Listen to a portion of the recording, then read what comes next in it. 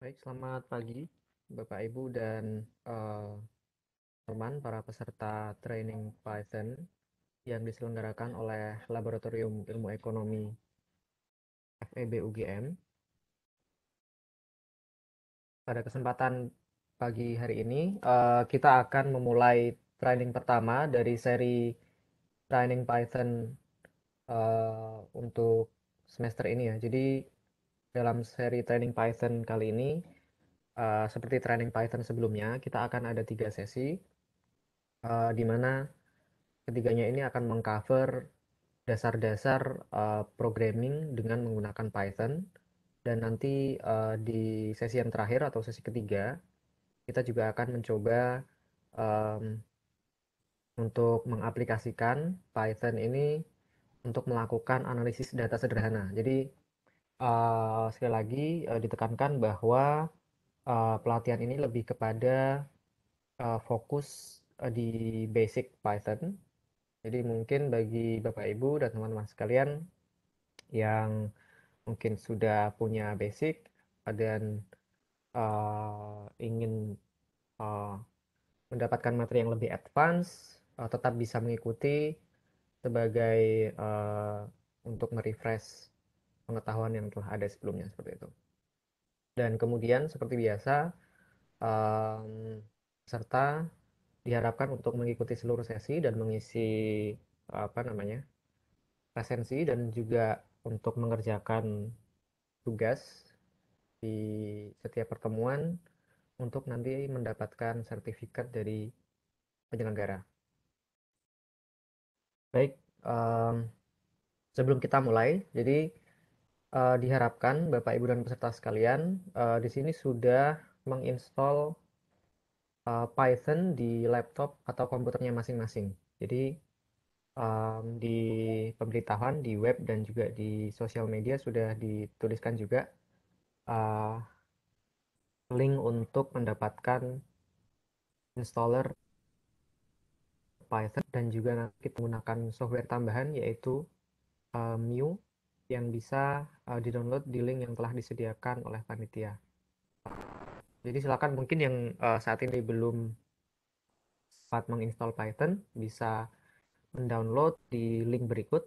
Jadi python.org/downloads nanti akan masuk ke web Python-nya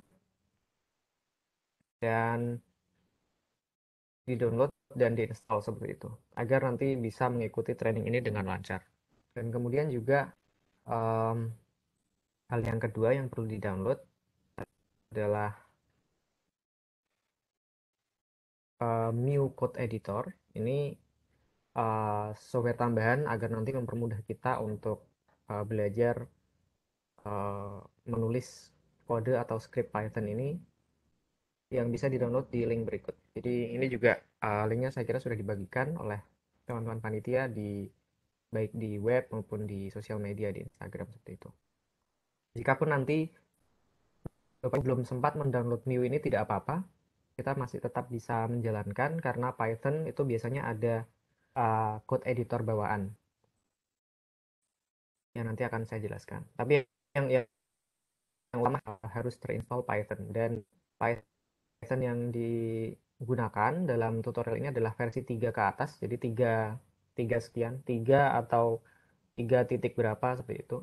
Karena kalau menggunakan Python versi 2 itu beberapa sintaksnya atau kodenya itu berbeda biar kita bisa satu frekuensi begitu ya. Baik, saya kira kita bisa mulai saja. Jadi um, dalam pertemuan pertama ini dan juga di pertemuan berikutnya referensi yang digunakan ini ada dua yang saya gunakan. Pertama ini adalah suatu buku panduan untuk pemula begitu ya, mengenal programming menggunakan Python secara umum. Ini bukunya bisa diakses melalui web, jadi gratis. Silahkan di Google. Kemudian yang kedua itu ada suatu website yang dia memberikan penjelasan dari Python secara ekstensif yang bisa Bapak Ibu dan teman-teman buka. Saya sudah berikan linknya di PPT. Ini materinya semuanya, termasuk juga nanti contoh-contoh script atau kode Python-nya itu sudah ada di folder materi yang dibagikan melalui kolom chat yang sudah ada di sini. Nanti silahkan di-download dan dibuka. Baik, jadi ini outline training pada pertemuan hari ini. Kita akan mempelajari beberapa hal. Yang pertama adalah mengenal secara umum Python itu apa sih. Kemudian juga bagaimana cara menginstall. Mungkin Bapak Ibu juga sudah terinstall di komputernya masing-masing ya. Kemudian kita akan mengenal um, apa namanya building block atau komponen-komponen dasar dari Python, yaitu expression dan operator. Kemudian juga jenis-jenis data dan variabel. Dan yang terakhir adalah flow control.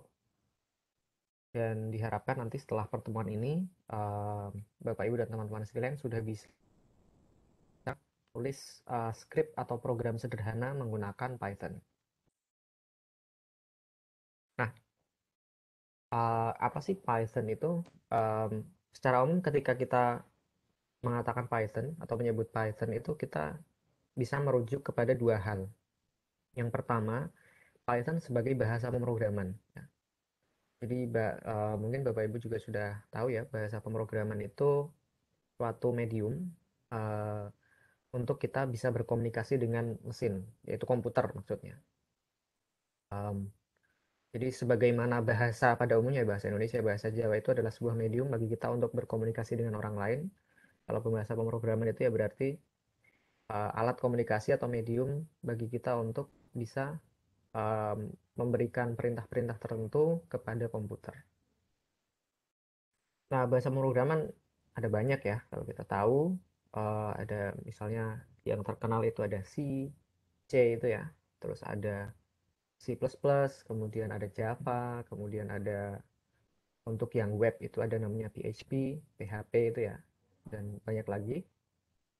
Nah, untuk Python ini sendiri, dia sifatnya adalah high level dan general purpose. Maksudnya apa? Maksudnya high level itu um, bahasanya itu relatif lebih mudah dipahami oleh kita manusia ya gitu ya. Sintaks-sintaksnya, strukturnya itu lebih enak dipahami dibanding bahasa-bahasa yang sifatnya low level. Bahasa low level itu ya lebih teknis, lebih cepat dieksekusi oleh komputer karena lebih dekat secara bahasa kepada bahasa innernya komputer seperti itu. Tetapi kemudian sulit bagi kita untuk memahaminya. Tetapi kalau Python ini sifatnya high level, jadi relatif lebih mudah, bahkan tergolong yang mungkin salah satu yang paling mudah di antara bahasa pemrograman lainnya dibanding yang bahasa pemrograman yang sifatnya low level. Kemudian juga general purpose maksudnya adalah Python ini didesain sebagai bahasa yang bisa digunakan untuk berbagai macam keperluan, baik itu mendevelop sebuah program secara umum, membuat software, membuat game seperti itu bahkan, atau membuat aplikasi web.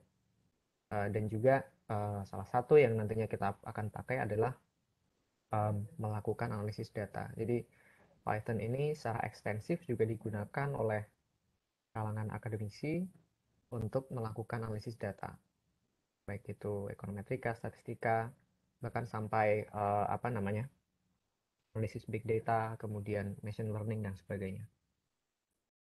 Nah, kemudian paradigma bahasa pemrograman yang digunakan Python itu um, berbagai macam ya. Jadi ada prosedural, object oriented, dan fungsional. Ini maksudnya apa? Maksudnya prosedural itu dia mendukung pola bahasa yang sifatnya itu perintah lalu dijalankan. Kemudian ada yang object oriented. Object oriented itu ada sebuah objek di dalam um, komponen kode itu yang nanti kita bisa manipulasi, dan juga fungsional. Fungsional maksudnya adalah salah satu komponen penting dari bahasanya itu adalah fungsi-fungsi. Nah, saya kira ini tidak perlu kita bahas terlalu rinci ya. Em, dan kemudian eh, tadi itu Python sebagai bahasa. Nah, kemudian selain sebagai bahasa, ketika kita menyebut Python, yang juga makna lainnya adalah dia sebagai softwarenya itu. Jadi yang Bapak Ibu download melalui link tadi itu adalah softwarenya. Software yang namanya interpreter, penerjemah ya. Jadi yang menerjemahkan kode yang telah kita tulis ke dalam bahasanya, bahasa aslinya komputer seperti itu. Jadi sekali lagi ketika kita mengatakan Python itu yang dimaksudkan bisa dua hal. Yang pertama adalah bahasanya itu sendiri. Yang kedua adalah softwarenya, softwarenya atau interpreternya yang bisa kita download melalui link tadi itu adalah softwarenya. Jadi kita sebetulnya bisa menulis Python ini di dalam media apapun, misalnya melalui Notepad seperti itu. Kita tulis, kita simpan. Tetapi ketika kita ingin mengeksekusi atau menjalankan kode itu, kita perlu software ini. Kita perlu penerjemah. Karena kalau tidak ada penerjemah itu, maka perintah-perintah yang kita tulis itu tidak akan sampai kepada komputer ya. Analoginya seperti itu. Nah, kemudian juga saya tadi sudah singgung sekilas, Python ini sebagai alat analisis data. Sebagai bahasa yang sifatnya itu general purpose, berbagai tujuan ya. Python itu digunakan berbagai macam hal, tadi juga sudah saya sampaikan, salah satunya oleh um, para ilmuwan, akademisi, peneliti untuk melakukan analisis data. Dan oleh sebab itu ada banyak package. Jadi package itu adalah uh, semacam add-on begitu ya, tambahan uh, sebuah uh, bundle atau kumpulan program yang telah ditulis yang nanti akan kita bisa gunakan untuk melakukan keperluan tertentu. Dalam hal ini ada package-package yang dia bisa digunakan untuk analisis data. Misalnya mungkin yang terkenal itu ada Pandas, NumPy, dan sebagainya. Nah, um, kemudian seperti juga tadi sudah saya sampaikan, sini diharapkan Bapak Ibu dan teman-teman sekalian sudah menginstal Python ya. Bisa di-download melalui link berikut ini. Dan yang kita akan gunakan dalam tutorial ini adalah Python versi 3. Jadi apapun yang berawalan dengan 3 ya, 3,9 atau 3,6 dan sebagainya. Jangan yang 2 titik berapa itu, jangan. Karena strukturnya beberapa agak berbeda, struktur sintaksnya. Jadi kita akan fokus ke versi terbaru yaitu versi 3. Nah, kemudian um, dalam menulis kode-kode bahasa pemrograman Python ini, sebetulnya kan kita bisa menggunakan software apapun yang dia bisa digunakan untuk menulis teks ya, entah itu apa namanya Notepad atau mungkin juga software-software yang lain untuk em, mengolah teks seperti itu ya. Tetapi kemudian ada software-software khusus yang diciptakan oleh para pengembang untuk eh, lebih mempermudah kita sebagai programmer atau pengguna itu untuk menjalankan atau membuat kode script Python ini. Nah, software itu dinamakan dengan IDE, Integrated Development Environment. Jadi dia adalah sebuah software yang sudah yang berupa paket lengkap gitu ya. Di situ kita bisa menulis kode, kemudian kita bisa menjalankan, kemudian beberapa bahkan ada dukungan misalnya kita bisa mendapatkan keterangan mengenai kalau kode seperti ini itu propertinya seperti apa saja, kemudian fungsinya untuk apa saja itu ada di dalam Integrated Development Environment. Walaupun sebetulnya sekali lagi kita bisa menulis script Python ini di dalam software pengolah teks, misalnya Notepad seperti itu. Yang penting nanti kita simpan teksnya itu atau kodenya itu dalam file yang ekstensinya .py. Apapun teks kalau kita simpan dengan .py itu nanti akan dianggap sebagai file script atau kumpulan kode dari Python. Kita bisa jalankan kalau kita punya lagi punya software interpreternya. Nah, IDE sendiri itu ada berbagai macam dan ada yang sifatnya general purpose juga untuk misalnya membuat program secara umum, membuat game, membuat software. Tapi ada juga IDE yang sifatnya khusus untuk data analisis. Misalnya kalau untuk Python itu ada Spider, kemudian juga kalau untuk bahasa pemrograman yang lain, R misalnya itu ada R Studio misalnya. Juga ada untuk ada IDE yang mendukung berbagai macam bahasa, misalnya Jupyter Notebook itu um, IDE untuk data analisis yang mendukung berbagai macam bahasa. Nah, tetapi untuk tutorial ini kita tidak akan menggunakan IDE yang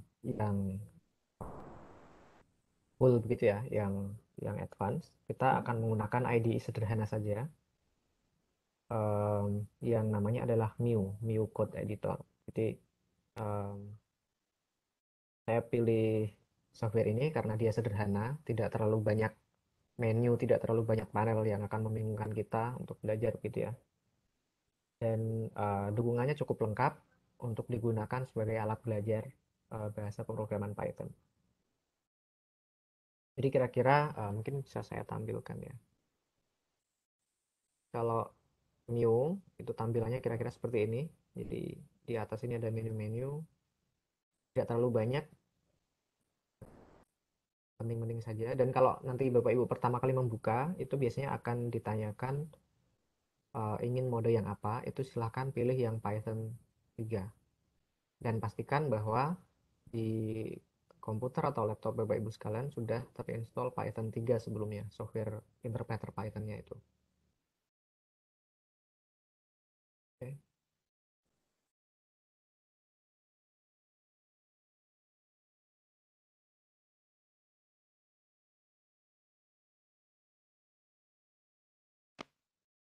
Nah, kemudian jika misalnya Bapak Ibu belum apa namanya, belum terinstall Mu di komputernya masing-masing, jangan khawatir nanti kita bisa menggunakan IDE bawaan yang lain, tetapi saya jelaskan dulu secara umum bagaimana interface atau antarmuka dari. Jadi di sini kalau um, kita buka pertama kali itu biasanya masih kosong ya, di sini belum ada kodenya. Ini saya posisinya sudah membuka file-file yang digunakan untuk tutorial hari ini.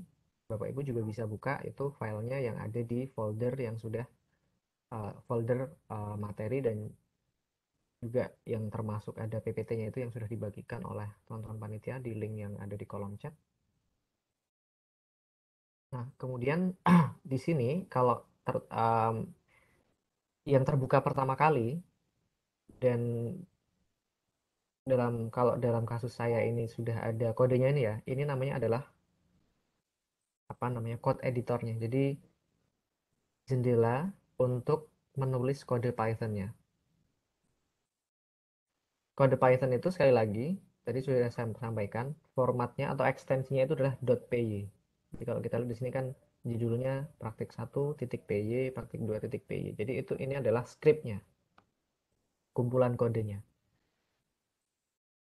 Nah, kemudian selain itu ada juga yang namanya interactive shell. Jadi kalau script ini kan sudah berisi kumpulan perintah-perintah banyak ya, lebih dari satu. Di mana nanti kita bisa jalankan menggunakan tombol run ini. Kita bisa jalankan. Di mana kalau kita jalankan itu nanti akan muncul jendela ininya, outputnya, yang akan menampilkan hasil eksekusi dari kode ini. Ini kalau kita stop, hilang lagi jendela outputnya. Tapi kita juga bisa bekerja secara interaktif. Maksudnya secara interaktif apa? Kita kalau di script ini kan perintah-perintahnya itu ada banyak dan akan dieksekusi dalam sekali jalan gitu ya. Kalau interaktif berarti kita masukkan perintahnya satu persatu, dan setiap kita masukkan itu langsung muncul outputnya. Nah, interactive shell itu bisa kita akses dengan membuka ini REPL. PL itu kepanjangannya adalah read, eval, print loop. Jadi um, ya sebuah wadah yang bisa digunakan untuk bekerja secara interaktif ya. Kita bisa klik dan nanti akan muncul di sini interactive shell-nya. Karena dia interactive shell, maka dia akan ada kursor yang berkedip-kedip yang akan meminta kita untuk menuliskan perintahnya. Misalnya saja kita yang paling sederhana kita ketik angka 1 seperti ya, kita enter, kemudian keluar K1 juga. Ya. Ini sekali kita masukkan satu perintah, maka akan langsung dieksekusikan dan langsung ditampilkan hasilnya. Ini kalau kita menggunakan interactive shell. Dan di interactive shell itu biasanya itu di awal barisnya itu ada keterangannya. Kalau dalam interactive shell new ini ada keterangan in dan untuk inputnya ada in begitu ya. Dan ada nomor barisnya satu. Kemudian kalau sudah di enter dieksekusi akan keluar baris out. Kita bisa tutup lagi dengan memencet tombol yang sama. Nah, misalkan Bapak Ibu belum sempat menginstal Mio, Bapak Ibu juga bisa menggunakan interactive shell bawaan dari Python itu sendiri. Caranya adalah silahkan buka, misalnya kita bisa masuk melalui berbagai macam cara. Contohnya di sini melalui command prompt, masuk ke command prompt, kemudian ketik py. Nah, eh, setelah kita mengetik py, maka posisi kita ini sedang berada dalam interactive shell-nya Python. Kalau kita lihat di sini berubah jadi ada tanda apa ini? Tanda panah 3 begitu ya. Dan ini dia sudah siap untuk menerima kode Python kita. Misalnya tadi satu. Bisa juga menggunakan interaktif apa namanya? IDE bawaan Python. Itu namanya adalah IDLE, IDLE, IDLE begitu ya. Silahkan dicari IDLE atau idle, idle. Nah, ini juga um, kalau idle ini defaultnya ketika kita membuka itu interaktif shell-nya. Jadi kita bisa langsung mengetik perintahnya seperti ini. Tetapi kemudian kalau kita ingin menulis scriptnya, kita bisa buat atau buka file baru, new file. Ini adalah script editornya atau code editornya. Kita bisa tulis kode-kodenya di sini. Persis seperti yang ini. Lalu kita bisa simpan di folder di komputer kita. Itu kalau misalkan di komputer Bapak Ibu belum terinstall Python apa New Code Editor. Tapi syaratnya tentu saja harus sudah terinstall Python-nya. Oke.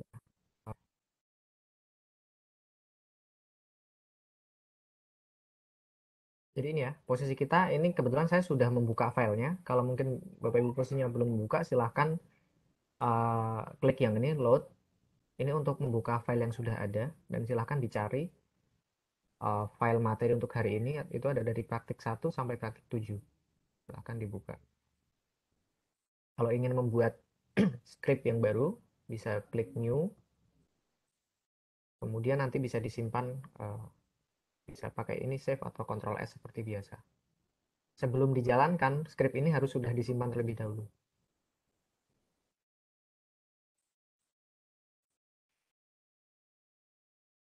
Oke. Nah, sekarang kita masuk ke bagian selanjutnya yaitu komponen-komponen dasar dari kode Python. Jadi um, building block atau penyusun paling sederhana dari kode Python itu adalah expressions atau ekspresi. Contohnya seperti apa? Contohnya misalnya tadi itu, yang paling sederhana saya ngetik satu, kemudian keluarnya satu. Tetapi kemudian yang lebih umum adalah, misalnya saya contohkan, di sini kita buka ya, interactive shell-nya, REPL-nya. Misalnya kita ketik satu tambah satu. Bisa dengan atau tanpa spasi ya silahkan. Kemudian ketik enter.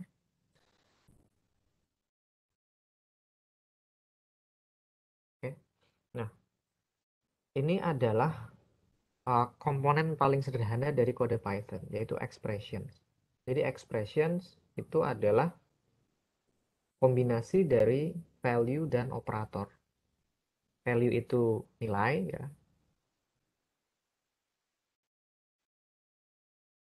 Simbol yang atau suatu yang bisa merelasikan beberapa value atau mungkin juga satu value juga bisa. Ini jadi value-nya dalam kasus ini adalah satu, kemudian ada satu yang kedua lagi, operatornya adalah tambah atau plus, penjumlahan ya. Jadi satu plus satu ini adalah sebuah expression. Dan kalau kita enter, expression itu istilahnya di-evaluate. Dengan kata lain diselesaikan, disederhanakan seperti itu ya.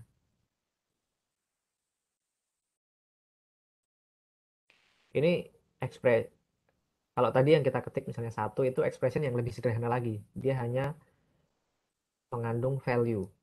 Karena hanya mengandung value ya yang dikeluarkan adalah yang dievaluate adalah ya value-nya itu sendiri karena kita tidak melakukan apa-apa. Tidak melakukan operasi, kan operator. Nah, operator itu um, atau sebelum operator ya, value itu ada berbagai macam. Dalam kasus ini adalah angka ya. Tapi nanti kita juga akan mengenal jenis value yang lain pada bagian berikutnya. Tetapi kemudian untuk saat ini saya contohkan ini value-nya berupa angka, satu seperti itu. Atau mungkin juga bisa 1,1 begitu ya. Kalau kita evaluate keluarnya ya seperti kalkulator saja ya 2,1 karena 1,1 tambah 1. Nah, tapi kemudian uh, di sini tadi saya gunakan operatornya adalah operator plus atau penjumlahan. Operator yang saya gunakan itu, plus itu adalah bagian dari kumpulan operator matematika. Sementara di sini, ini saya tampilkan berbagai macam jenis operator matematika yang lain. Jadi ada pemangkatan, eksponen, itu menggunakan bintang dua kali. Kemudian modulus atau sisa pembagian itu menggunakan persen. Kemudian apa namanya pembagian yang dibulatkan ke bawah itu ada slash dua kali. Kemudian ada yang 4 operator utama yang kita kenal itu ada pembagian, perkalian, pengurangan dan penjumlahan itu lambangnya seperti biasa ya, pembagian slash, perkalian bintang, pengurangan minus, dan penjumlahan itu plus.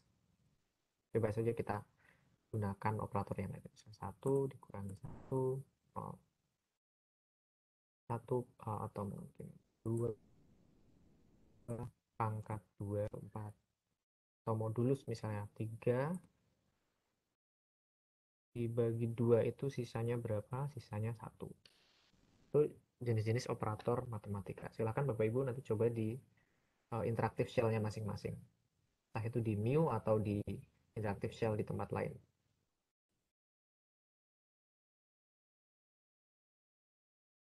Nah, kemudian tadi saya sudah jelaskan bahwa value itu ada berbagai macam. Kebetulan di sini kita baru memakai value yang berupa angka ya, berupa bilangan. Tetapi kemudian setidaknya kalau yang dasar itu ada 3 jenis value, 3 jenis nilai di dalam Python. Yang paling umum ya, walaupun nanti ada banyak sekali, tetapi yang paling umum itu ada 3. Yang paling dasar sebetulnya. Yang pertama itu bilangan bulat atau integers. Jadi sesuai namanya ya, dia value yang berupa bilangan bulat. Kemudian ada float atau floating point numbers, itu adalah bilangan desimal, pecahan. Dan yang ketiga adalah strings. Strings ini adalah teks.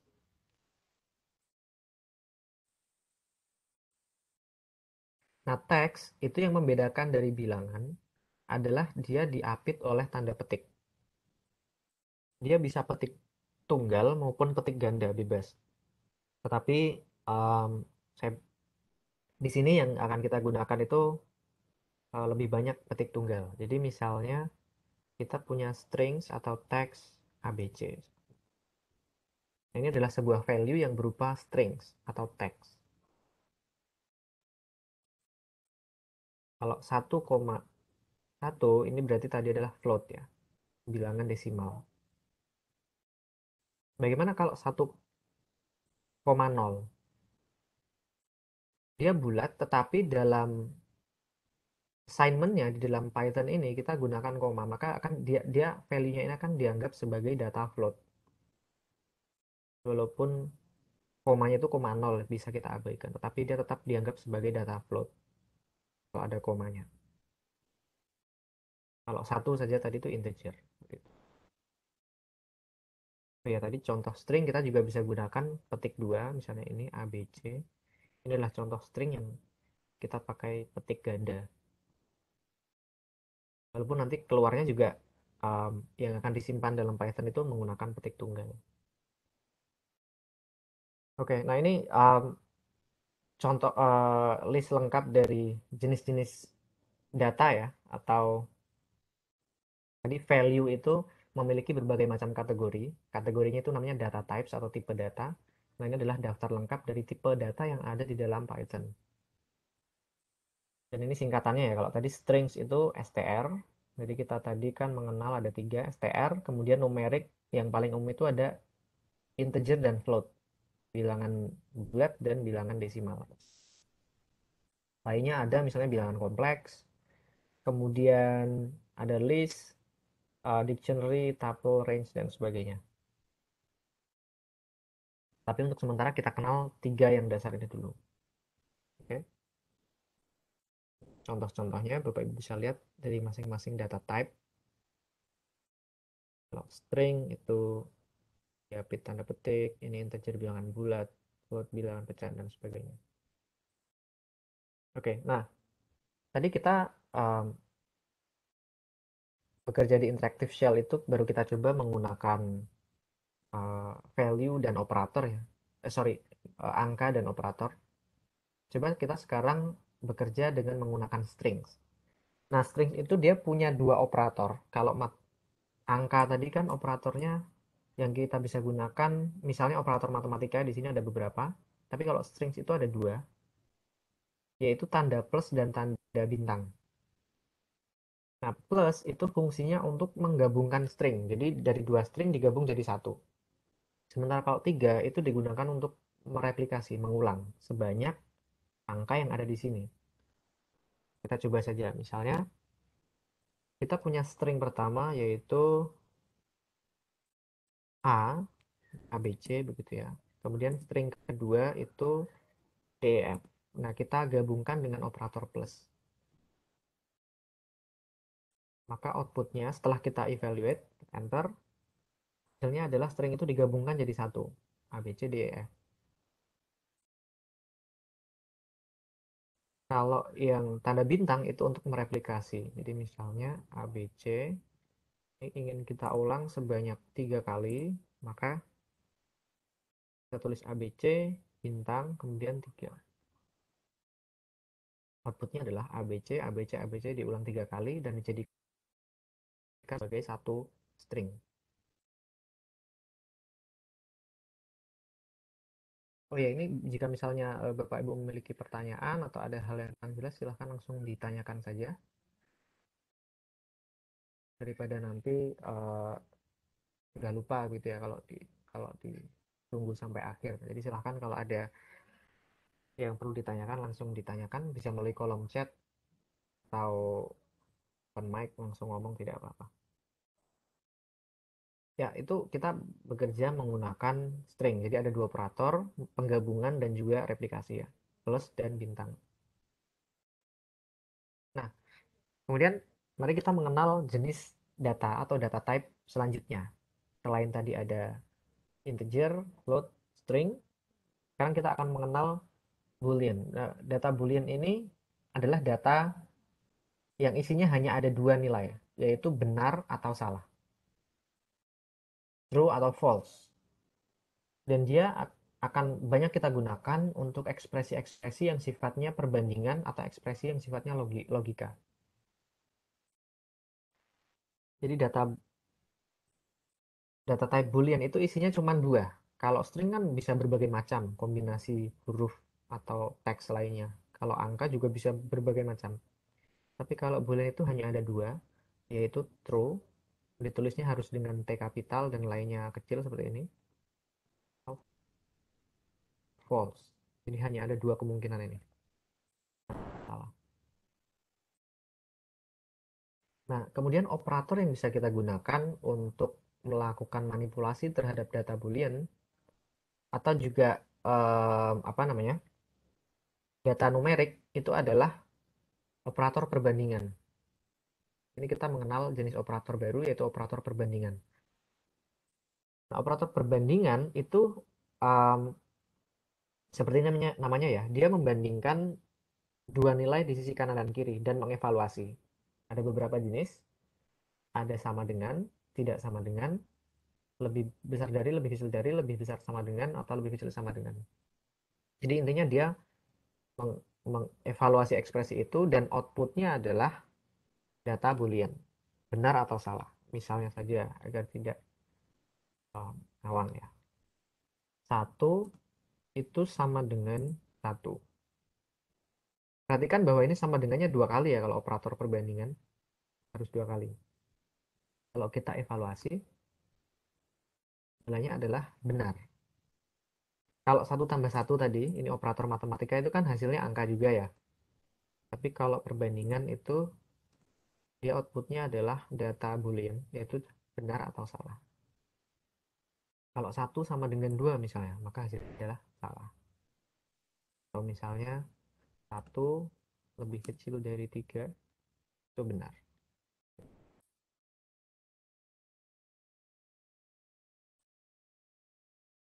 Jadi uh, value yang kita masukkan dari operator perbandingan ini adalah data numerik, tapi outputnya itu adalah data boolean, benar atau salah. Nah, selanjutnya ada operator logika.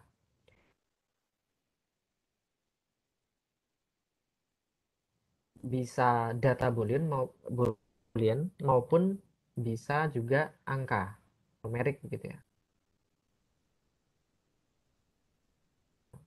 Lainnya untuk membuat ekspresi yang kompleks.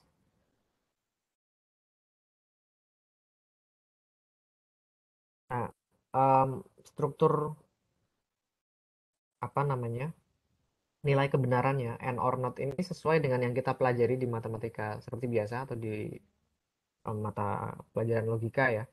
N itu hanya akan bernilai benar ketika inputnya dua-duanya benar. Or itu benar jika minimal salah satu benar. Kalau not itu membalik. Jadi kalau benar jadi salah, kalau salah jadi benar. Contohnya misalnya, kita punya true and true. Benar dan benar, maka benar. Kalau dan salah, true and false, maka outputnya adalah salah. Kita pakai or, true or false. Karena or itu minimal satu benar, maka outputnya benar. Kalau true or false, maka outputnya adalah true, benar. Kalau not itu membalik jadi not false, berarti true. Kalau not true, berarti false. Kita juga bisa gunakan ini dikombinasikan dengan operator perbandingan. Karena operator perbandingan bentuknya adalah true atau false, maka kita bisa gabungkan. Misalnya, satu sama dengan satu, itu true nilainya. Lalu kita beri and, true. Karena satu sama dengan satu itu true, kemudian di sini sisi kanan juga true. Kalau kita evaluasi dengan operator and, maka hasilnya adalah true.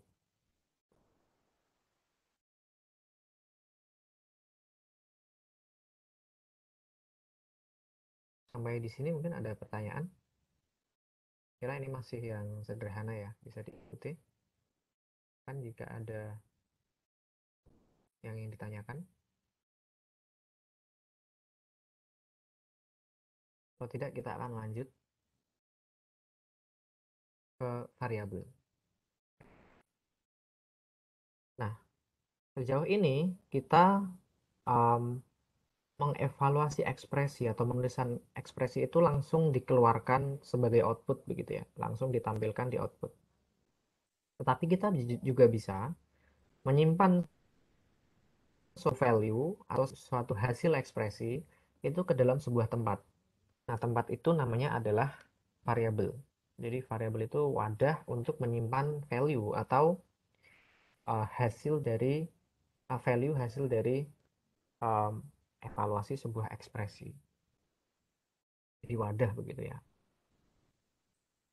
Nah, cara untuk mengisi atau menempatkan suatu nilai ke dalam variabel itu menggunakan operator assignment yang simbolnya adalah sama dengan. Jadi misalnya kita punya nilai 1, kemudian kita akan masukkan ke dalam variabel X misalnya. Caranya adalah X 1. Perhatikan bahwa ini sama dengannya 1 kali. Kalau 2 kali itu untuk operator perbandingan tadi ya. Kalau sama dengan yang 1 kali itu digunakan sebagai operator assignment untuk memasuk value tertentu ke dalam sebuah variabel. Dalam hal ini value-nya adalah 1, kita masukkan ke dalam variabel X. Nah, ini kalau kita evaluate, kita enter, tidak ada outputnya. Karena ya sudah, 1 itu dimasukkan ke dalam X. Sekarang coba kita panggil lagi, kita buka apa isi variabel X itu. Caranya kalau di dalam interactive shell, itu kita simply mengetik X, nama variabelnya, kemudian kita enter. Maka hasilnya outputnya adalah 1. Kita melihat apa sih isi X itu. Nah, ini contohnya baru yang value ya. Kita juga bisa mengisi variabel ini dengan sebuah sesi yang nantinya akan dievaluate lalu baru dimasukkan ke variabelnya. Nah, kita punya variabel. Variabel namanya variabel gitu ya. Kemudian kita isi variabel itu isinya adalah hasil dari 1 tambah 3. Kalau kita panggil lagi, maka keluar hasilnya adalah 4. Dan variabel ini bisa untuk menyimpan berbagai macam jenis data type, seluruh jenis data type. Jadi tidak hanya numerik, tapi juga string, boolean, dan nanti juga data type yang lain. Kita bisa menyimpan teks ABC ke dalam variabel katakanlah huruf, begitu ya. Variabel huruf itu kita isi dengan teks ABC. Ketika kita panggil lagi variabel huruf, dia akan keluar ABC. Nah, tetapi kemudian variabel nya tidak boleh sembarangan, ada aturannya. Aturan pertama adalah hanya boleh 1 kata tanpa spasi. Jadi tidak boleh misalnya huruf eh, alfabet begitu ya. Dengan maka dia nanti akan error karena dianggap ini sebagai 2 variabel yang berbeda. Tidak boleh ada spasi. Tetapi kita boleh menggunakan underscore. Kita bisa gunakan underscore alih-alih spasi. Dan nama variabel itu hanya boleh mengandung huruf, angka, dan underscore ya. Jadi tidak boleh karakter yang lain. Tidak boleh misalnya variabel add begitu. Tidak boleh. Kemudian tidak boleh berawalan dengan angka. Jadi angkanya itu harus tidak di posisi karakter pertama ya. Tidak boleh satu variabel, tidak boleh. Tapi kalau misalnya variabel 1, boleh.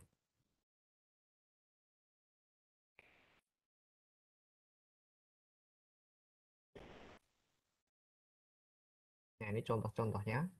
Contoh yang benar dan juga contoh yang tidak tepat ya, yang salah.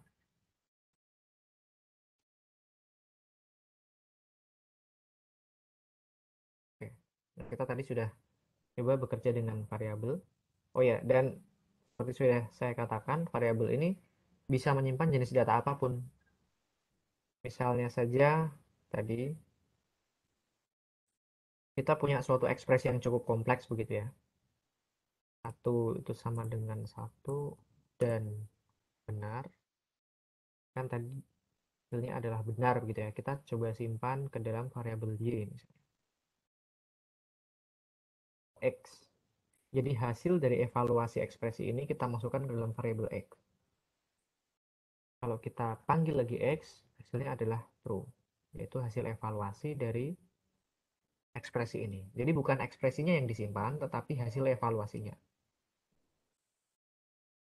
Nah, kemudian kalau kita mengassign suatu variabel yang namanya itu pernah kita gunakan sebelumnya, maka isinya akan diganti.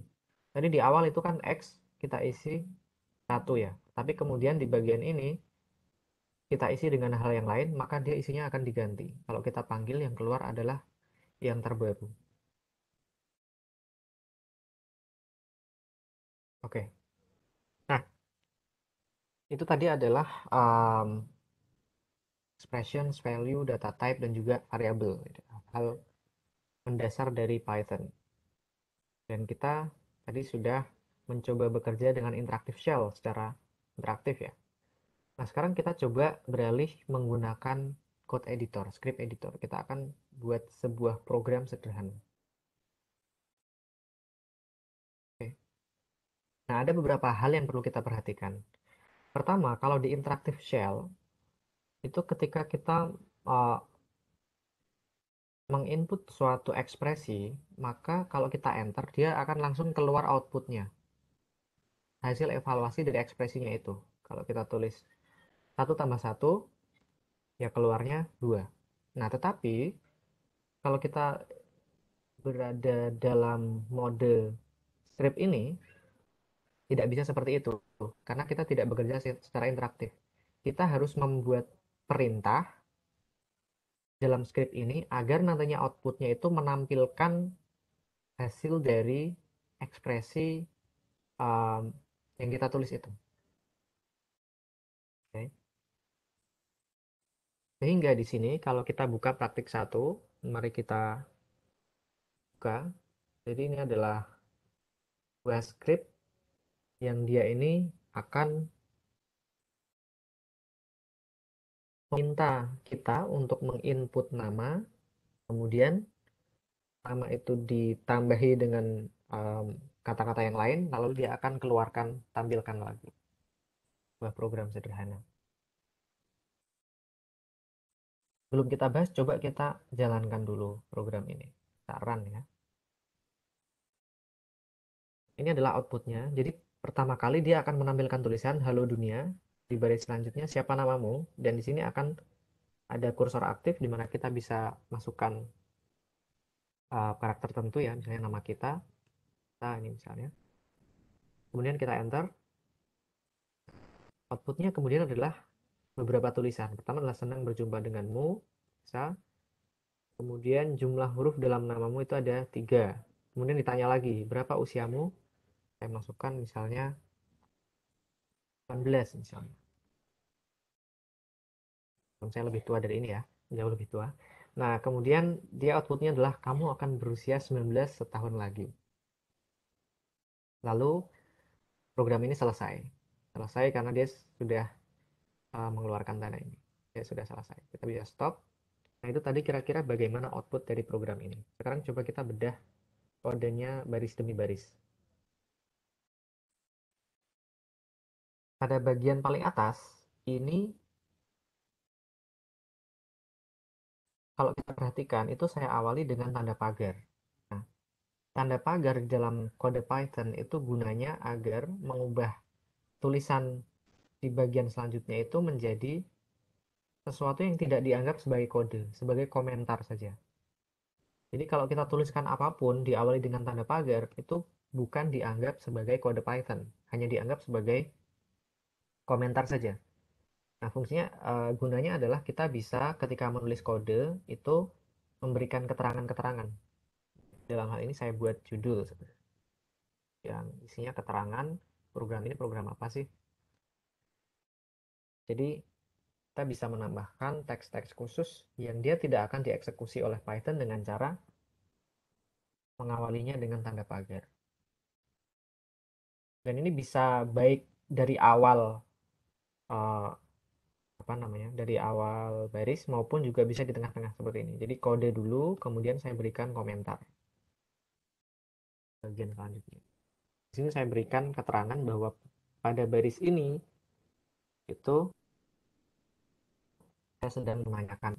Kita masuk ke bagian berikutnya. Di sini ada baris kosong. Nah, di Python baris kosong itu tidak dianggap sebagai apa-apa. Jadi kita bisa memasukkan baris kosong sebanyak yang kita mau dan dia tidak akan mempengaruhi jalannya program kita. Pada bagian ketiga, di sini ada sebuah fungsi. Jadi, fungsi itu adalah komponen program Python yang dia menerima sebuah input lalu mengeluarkan sebuah output. Ini akan kita bahas di pertemuan berikutnya lebih rinci apa sih fungsi ini dan bagaimana cara kita membuatnya.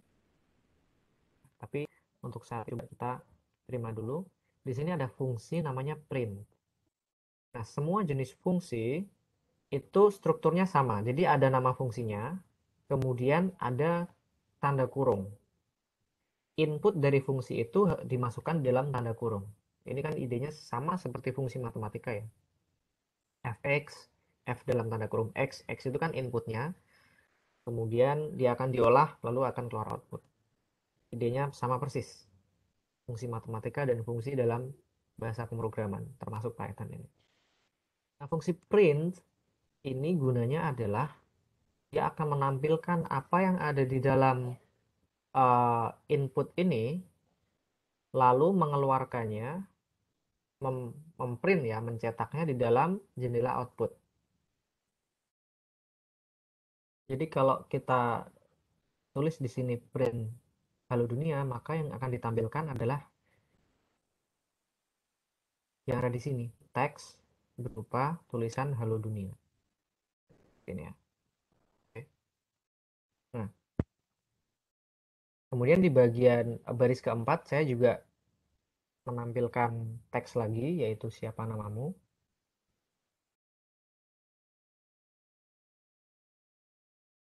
Kemudian di baris selanjutnya, di baris kelima, itu saya menggunakan fungsi input.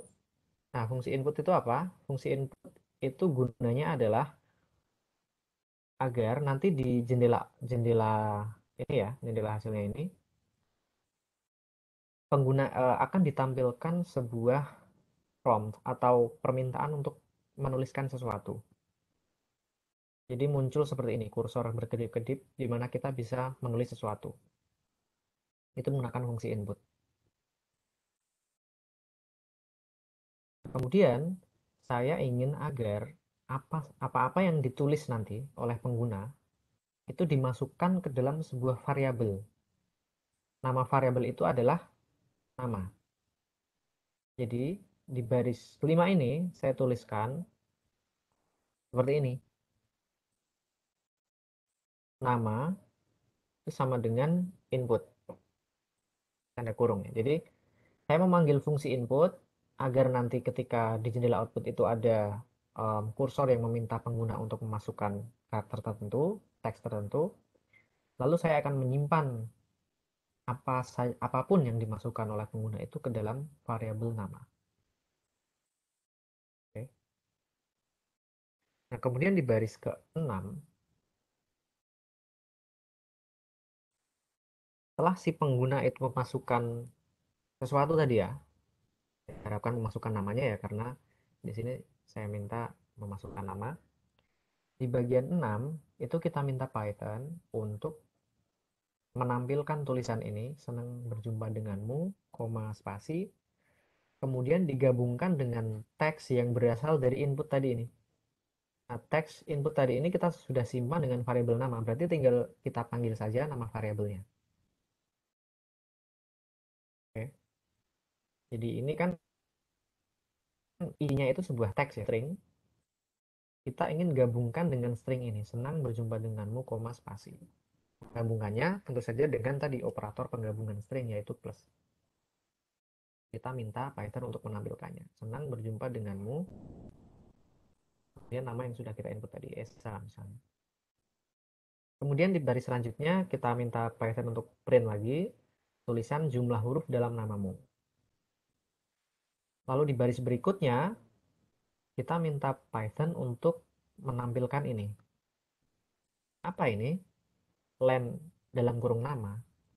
Len itu adalah fungsi yang dia menghitung berapa jumlah karakter dari sesuatu yang dimasukkan ke sini. Nah, nama tadi itu kan isinya adalah sesuai yang diinput pengguna. Dia akan dihitung jumlah karakternya, dengan fungsi len ini baru kemudian ditampilkan. Jadi di sini kita juga bisa tahu bahwa ketika menggunakan fungsi itu kita bisa lakukan secara nesting ya, secara bertumpuk. Jadi di dalam fungsi kita bisa memasukkan fungsi sebagai input, kita juga bisa memasukkan lagi fungsi di dalamnya dan seterusnya. Jadi di sini kita akan menampilkan dari jumlah karakter yang ada di dalam teks yang sudah diinput pengguna tadi, yaitu namanya. Di baris ke-9, di sini kita tampilkan teks berapa usiamu, kemudian kita minta lagi uh, Python untuk meminta pengguna memasukkan input, lalu yang di sini kita simpan dalam variabel ya. Oke. Kemudian di baris selanjutnya kita itu akan berusaha membuat teks di mana kita tampilkan kalau setahun lagi itu usianya berapa. Maka di sini pertama kita tampilkan teks ini digabungkan dengan kombinasi fungsi ini, lalu digabungkan dengan setahun lagi. Jadi setahun lagi alias usianya ini ditambah satu itu berapa? Maka di bagian tengah ini kalau kita lihat, sama ada fungsi dari yang paling dalam dulu ya. Ini ada variabel usia, yaitu hasil dari um, yang dimasukkan. Dia kan berupa teks atau string. Kalau kita ingin menambah satu, jadi kalau string ditambah dengan angka, itu tidak akan bisa. Coba kita uh, praktikkan di active shell. Ya, kita ingin menambah satu dengan tidak bisa. Atau misalnya satu sebagai angka dengan satu sebagai sebuah string atau teks. Itu juga tidak bisa. Karena satu yang kedua di sini itu statusnya sebagai teks atau string. Nah, oleh sebab itu pertama kita harus ubah angka yang ada di dalam teks ini ke dalam angka beneran, ke dalam sebuah variabel atau data numerik. Caranya adalah dengan di sini menggunakan fungsi int. Jadi mengubah teks di dalam variabel usia ini menjadi data type integer atau bilangan bulat. Lalu kemudian kita tambahkan satu, lalu karena kita akan cetak ini, digabungkan dengan string yang lain, kita ubah lagi menjadi string menggunakan fungsi str. Jadi tadi ya, usia ini awalnya string, kita minta ubah menjadi integer atau bilangan bulat, kita tambah satu, lalu kita ubah lagi menjadi sebuah string teks. Baru kemudian kita gabungkan dengan teks-teks yang ini. Oke, kita lanjutkan. Oke, itu tadi um, contoh sebuah program yang sangat sederhana menggunakan Python.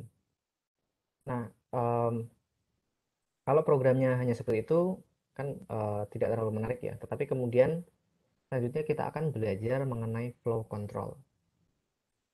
Jadi di dalam sebuah uh, pemrograman yang kompleks itu tentu saja kan ada sebuah flow atau algoritma di mana jalannya suatu program itu bergantung kepada suatu kondisi yang lain.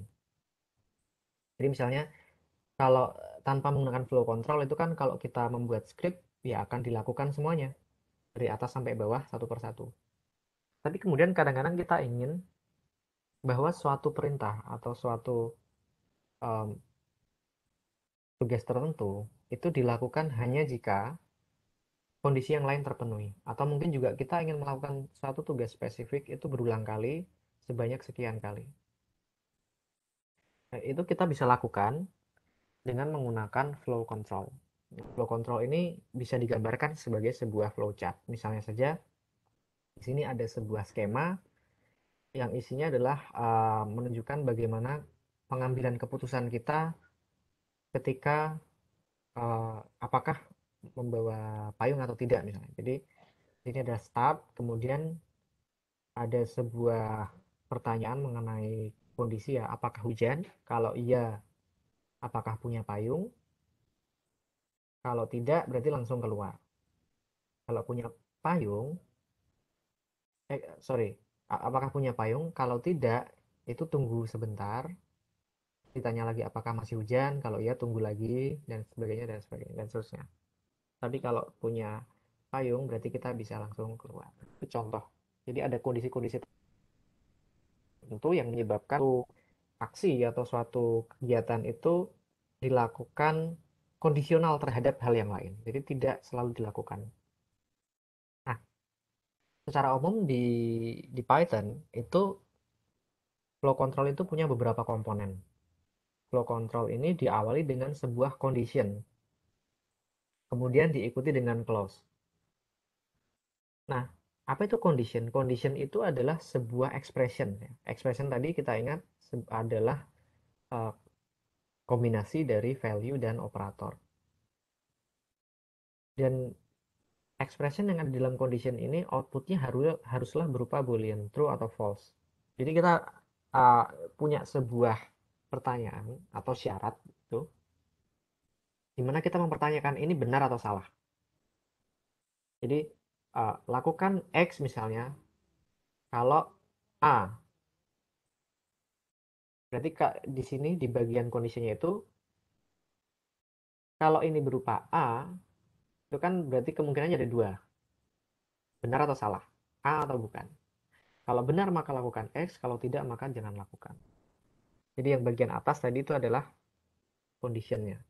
Kemudian hal yang dilakukan ketika condition itu terpenuhi itu namanya clause. Nah, clause ini berupa pemerintah. Atau karena ini kita berupa bahasa pemrograman, maka dia berupa kumpulan kode atau blocks of code.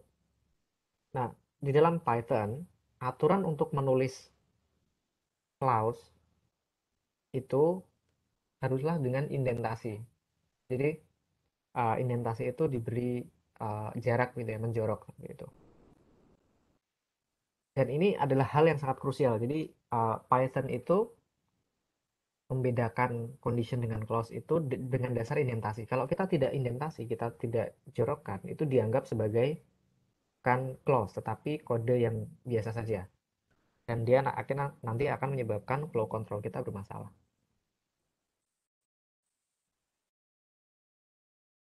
Beberapa jenis flow control itu misalnya adalah yang pertama flow control if, kemudian flow control while, dan for. Jadi ada tiga jenis utama. Oke. Yang pertama itu adalah flow control if. Flow control if ini adalah flow control yang kita gunakan.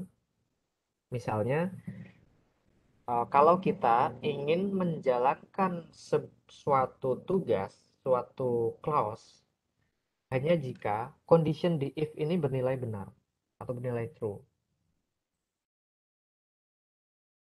Jadi misalnya um, pakailah payung kalau hujan. Misalnya seperti contoh apa namanya? Contoh sederhananya. Jadi condition kita itu adalah apakah hujan? Jadi kan jawabannya ya atau tidak. Kalau ya, maka clause-nya ini adalah bawa payung. Kalau tidak hujan berarti tidak. Tuh. Nah, yang bagian condition tadi itu adalah bagian if-nya. Kemudian bawa payungnya itu adalah clause-nya atau block of code-nya. Nah, bagaimana kalau condition-nya itu lebih dari satu? Jadi um, bawa payung itu misalnya kalau um, hujan, atau misalnya juga kita kalau panas dan sebagainya, terlalu panas. Nah, maka pertama kali kita tanyakan, apakah hujan? Ya. Atau misalnya tidak. Maka kita tanyakan lagi, apakah sangat panas? Ya, maka akan masuk ke clause yang berikutnya. Itu adalah contoh kalau kita menggunakan kondisinya lebih dari satu. Nah, itu kita bisa menggunakan elif. Nah, yang terakhir itu adalah else. Else itu adalah kalau kita ingin memberikan um, apa namanya aksi khusus ketika seluruh yang di atas ini tidak terpenuhi. Jadi misalnya kita ingin um, membuat sebuah algoritma di mana kalau hujan itu bawa payung, tetapi kalau tidak bernyanyi. Maka if-nya di sini kondisinya adalah apakah hujan. Kalau true berarti clause-nya di sini bawa payung, tapi kalau kan false dia akan masuk ke yang else. Kalau tidak hujan itu berarti clause yang di sini bernyanyi, seperti itu. Oke, kita daripada bingung kita coba terapkan saja di yang praktik 2. Oke. Nah, di sini em, kita akan membuat sebuah flow control menggunakan if, di mana dia akan mengecek suatu variabel yang namanya usia. Apakah usia itu angkanya lebih dari, sama dengan, atau kurang dari suatu nilai tertentu. Nah, pertama kita assign angka 15 ke dalam variabel usia ini. Jadi usia sama dengan 15 gitu ya. Kemudian kita masuk ke dalam flow control if-nya dari baris 2 sampai terakhir di sini. Di baris 2 itu kita punya expression ini. Kita mengecek apakah usianya itu sama dengan 20. Oke. Jadi kita awali dengan statement if, kemudian expressionnya di sini, ini ekspresinya, usia sama dengan 20, lalu ada tanda titik 2. Lalu kemudian kita masuk clause yang pertama, itu kita beri indentasi, kita jorokkan. Paling paling enak di sini menggunakan tab begitu ya. Jadi dia pada baris 2 ini dia akan mengecek apakah variabel usia itu angkanya sama dengan 20. Kalau ya, kalau bernilai true, maka clause yang di bagian pertama ini akan dieksekusi, yaitu apa namanya? Menampilkan tulisan halo Ani. Jadi ceritanya ini katakanlah Ani itu usianya adalah sekian. Kemudian kita mengecek apakah oh sorry, Ani adalah usianya itu 20. Kemudian kita punya suatu angka 12 misalnya, kemudian kita cek dengan usia itu apakah ini Ani atau bukan. Oke, jadi kalau usia 20, maka tampilkan halo Ani. Kalau ini tidak terpenuhi, kita tambahi syarat yang lain lagi, elif.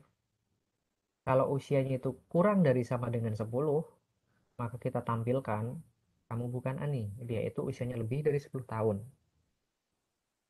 Kemudian kalau ini masih apa namanya? Tidak terpenuhi, maka masuk ke elif yang selanjutnya. Cek apakah usianya lebih dari 2000 tahun. Kalau iya lebih dari 2000, maka kita tampilkan kamu bukan Ani, dia nggak mungkin usianya lebih dari 2000 tahun. Kalau ini ternyata tidak terpenuhi, masuk ke elif yang berikutnya lagi. Usianya apakah di atas 60? Kalau iya, cetak ini, tampilkan ini. Kalau semua yang di atas ini tidak terpenuhi, baru kita masuk ke yang else. Kalau semua yang di atas itu uh, false, maka inilah yang akan ditampilkan. Jadi ingat ini di evaluate dari atas ya. Misalnya usianya 15 kan. Kita coba simulasikan di sini. Pada baris yang pertama usianya itu sama dengan 20. Tidak kan? Karena dia 15. Berarti masuk ke berikutnya. Apakah usianya di bawah atau kurang dari sama dengan 10? Tidak kan? Karena dia 15. Maka masuk lagi ke yang sini. Apakah usianya lebih dari 2000 tahun? Tidak, karena 15. Maka masuk lagi ke sini. Apakah usianya um, di bawah di atas 60? Tidak, karena 15 kan. Maka yang akan dieksekusi adalah ini. Coba kita maksudnya adalah aku gak yakin kamu aneh atau misalnya kita ganti usianya itu 7 gitu ya. Kira-kira apa hasilnya? Hasilnya adalah dia akan stop di sini. Usia kurang dari sama dengan 10 kan. Karena 7 itu kurang dari 10, ini bernilai true, maka yang akan dieksekusi adalah block of code yang gen ini. Kita run. Ya, maka yang akan dieksekusi adalah yang ini. Kamu bukan Ani, dia itu usianya lebih dari 10 tahun.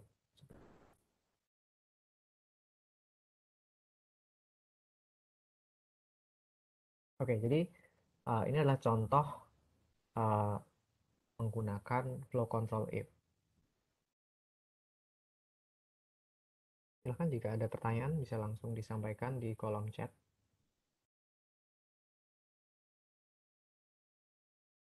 Oke, kalau tidak kita akan lanjutkan ke flow control yang kedua, yaitu while. While ini satu rangkaian dengan break dan continue ya. Nah, kalau di flow control if tadi itu aksi atau tugas-tugas di dalam clause hanya akan dijalankan jika condition bernilai true. Kalau while ini lain lagi. Clause akan dijalankan berulang-ulang selama conditionnya itu bernilai true. Jadi akan diulang terus selama condition bernilai true. Beda ya, kalau di if tadi kan clause akan dijalankan jika condition bernilai true. Kalau ini clause itu akan dijalankan berulang-ulang selama conditionnya bernilai true. Nah, kemudian kita bisa menambahkan statement yang lain untuk memutus perulangan itu, loopingnya itu. Pertama adalah break. Nah, dengan statement break itu kita bisa mengeluarkan dari looping tadi jika condition setelah statement break itu nilainya true. Jadi misalnya kita punya uh, looping while ya, berulang terus. Kemudian di tengah-tengah itu ada statement break di mana kita memberi suatu um, apa namanya condition ya, yang dia kalau bernilai true maka dia akan keluar langsung lanjut ke berikutnya. Jadi ini misalnya while loopnya masuk berulang, kemudian dia sampai ke bagian yang break tadi bernilai true. Kalau iya benar true, maka dia akan langsung keluar ke garis yang berikutnya di bawah looping while. Nah, sementara kalau uh, cara kedua untuk keluar dari looping while itu adalah menggunakan continue. Continue itu adalah kalau kita ketemu di bagian statement continue itu dan kondisinya bernilai true, maka dia akan diulang dari atas. Jadi nggak akan dilanjutkan ke clause yang berikutnya. Beda ya, kalau break tadi kan kalau sampai di situ bernilai true, akan keluar ke bawah. Kalau continue, itu kalau sampai di tengah-tengah, kemudian di bagian continue itu bernilai benar, maka akan diulang ke clause yang pertama. Diulang dari atas.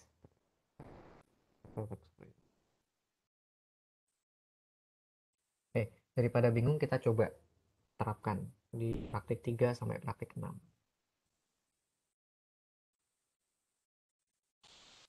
Oke. Nah, di sini adalah contoh while yang uh, looping atau flow control while yang paling sederhana. Jadi kita punya sebuah condition yaitu 1 kurang dari 5. Oke.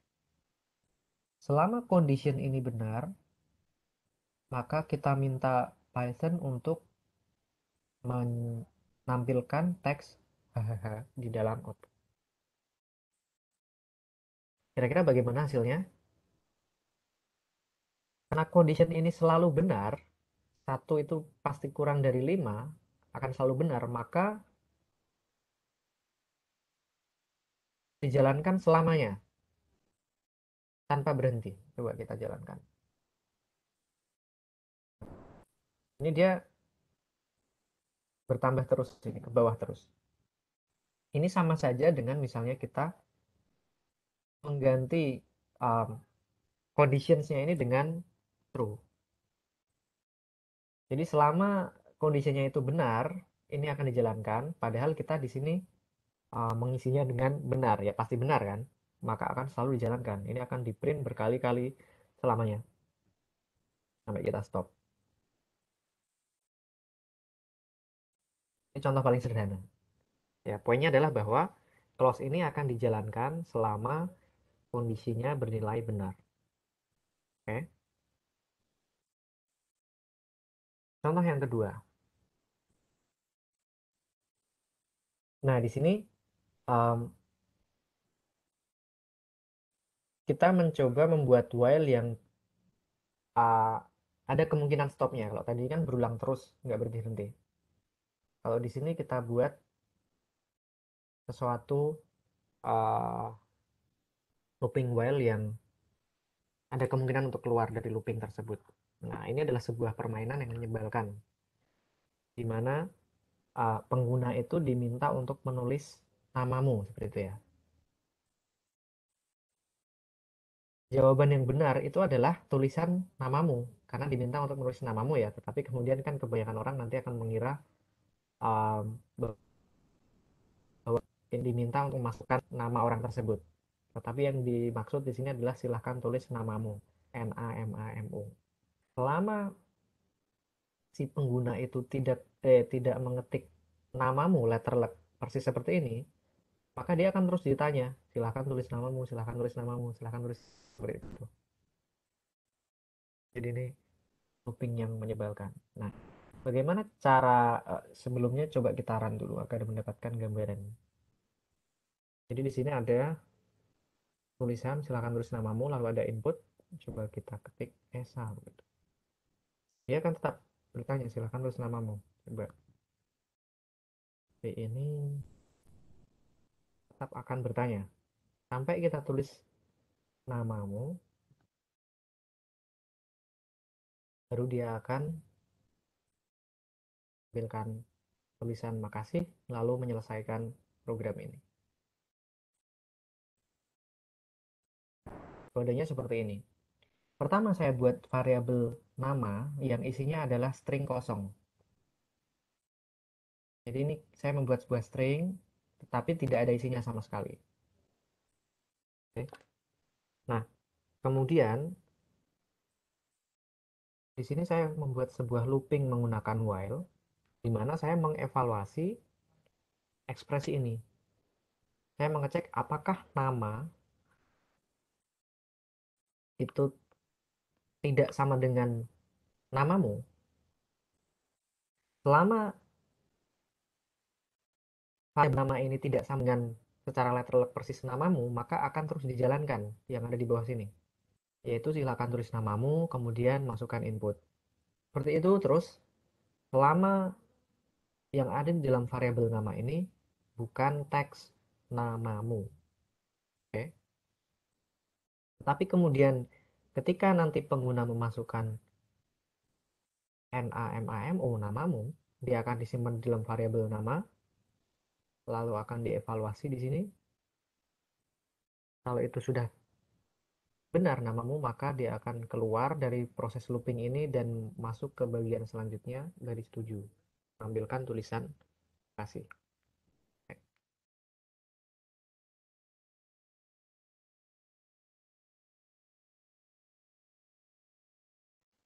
Coba kita run ulang lagi. Ini kan selama kalau saya ketik Esa seperti ini, maka nanti akan disimpan ke dalam variabel nama. Nah, kemudian ini kan kalau dalam proses ini, saya mengetik Esa ini, kita sedang berada di line yang ini ya. Kemudian dia akan balik ke sini lagi ke atas. Cek lagi. Apakah nama, variabel nama itu isinya bukan namamu, karena ini Esa ya tulisannya. Berarti kan bukan namamu. Maka ini akan dijalankan lagi. Dijalankan lagi yang ini. Lalu minta lagi input. Tulis yang lain lagi. Selama saya masukkannya bukan letterlek namamu, akan terus di loop. Seperti itu. Oke. Nah, selanjutnya contoh yang lain lagi. Ini kita punya um, looping menyebalkan versi yang kedua. Oke.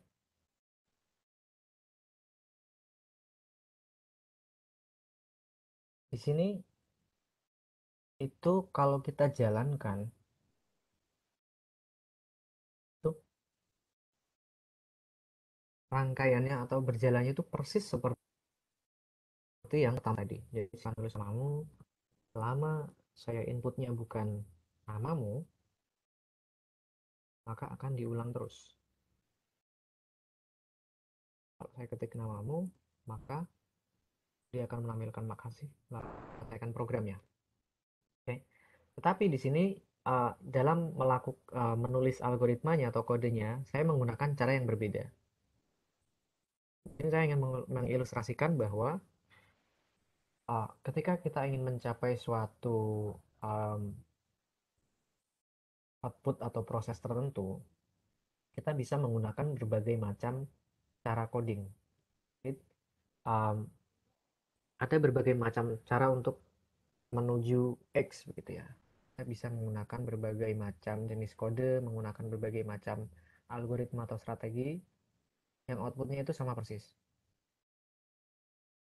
Ketika nanti kita sudah mahir menggunakan Python atau secara umum ketika kita menggunakan bahasa pemrograman, semakin mahir itu biasanya kita bisa menulis program yang semakin efisien. Oke, nah mari kita coba perhatikan lagi. Apa yang berbeda dari kedua looping ini? Oke, kalau yang pertama, itu strateginya adalah saya mengecek di dalam loopingnya itu apakah variabel nama itu tidak sama dengan namamu. Kalau yang kedua, ini loopingnya saya buat selalu terjadi. Tetapi kemudian saya berikan statement break di tengah untuk mengeluarkan dari looping itu. Nah, kalau di sini itu kan ketika condition ini sudah tidak terpenuhi, baru dia akan loncat ke baris 7. Kalau di sini, saya sengaja membuatnya berulang selamanya, sampai suatu ketika kondisi ini terpenuhi, maka dia akan keluar. Ini hanya posisi saja. Di sini, um, syarat ini kan saya tulis di bagian conditionnya, yang mengevaluasi apakah variabel nama itu artinya sama atau tidak sama dengan namamu. Kalau di looping yang ini, syarat itu saya taruh di tengah. Sementara loopingnya yang secara keseluruhan itu saya buat berulang seterusnya. Jadi ini dua strategi yang berbeda tetapi hasilnya akan sama persis. Nah, kalau kita perhatikan di sini, ini akan diulang selamanya. Apa yang diulang pertama adalah menampilkan tulisan silahkan tulis nama. Yang kedua, meminta pengguna untuk memasukkan teks tertentu, input. Nah, baris 4 dan 5 ini kan persis ya dengan baris 5 dan 6 di sini. Jadi close-nya itu persis. Tetapi kemudian di looping yang kedua ini, saya menambahi sebuah flow control if yang dia memeriksa apakah variabel nama di sini nih itu isinya persis seperti ini namamu. Kalau ya, maka clause ini akan dijalankan yaitu break. Padahal statement break itu mengeluarkan kita dari looping.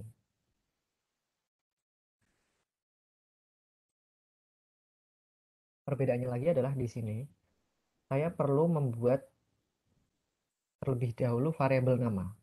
Karena di dalam statement di sini saya perlu mengecek apa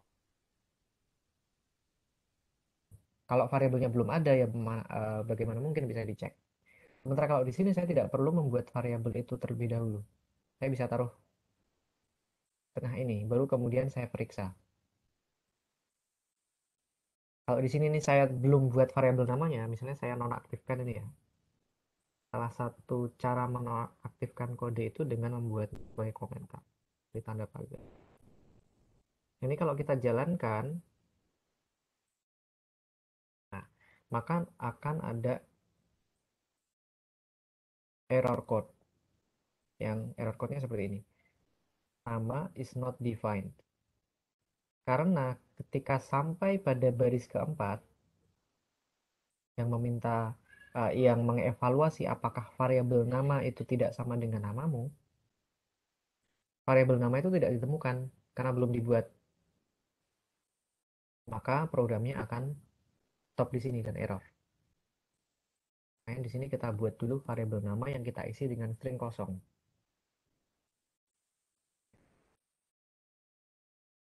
Sementara di sini itu kan kita pertama kali membuat variabel nama di sini ya. Jika meminta pengguna untuk memasukkan input, lalu kita simpan di variabel nama. Baru kita kemudian periksa. Kalau di sini kita periksa sejak pertama kali melakukan looping while. Oleh karena itu kita harus buat dulu nama variabel itu, variabel nama itu. Oke. Nah ini uh, jadi ada beberapa poin di sini. Poin pertama adalah tadi break itu fungsinya adalah agar kita keluar dari looping ini. Jadi ini kan akan dijalankan terus, ulang-ulang terus sampai suatu ketika variabel nama itu isinya namamu, maka dia akan keluar dari looping ini lalu lanjut ke baris 8. Oke. Itu poin pertama. Poin kedua adalah kita bisa memasukkan suatu flow control di dalam flow control yang lain.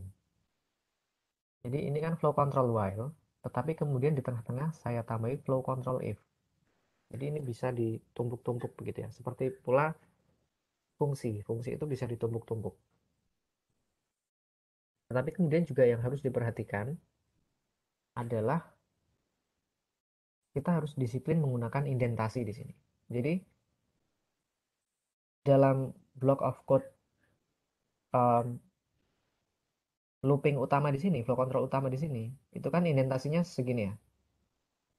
Tapi kemudian kita munculkan flow control baru yang dia block of code-nya juga perlu diindentasi. Maka di sini indentasinya kan double.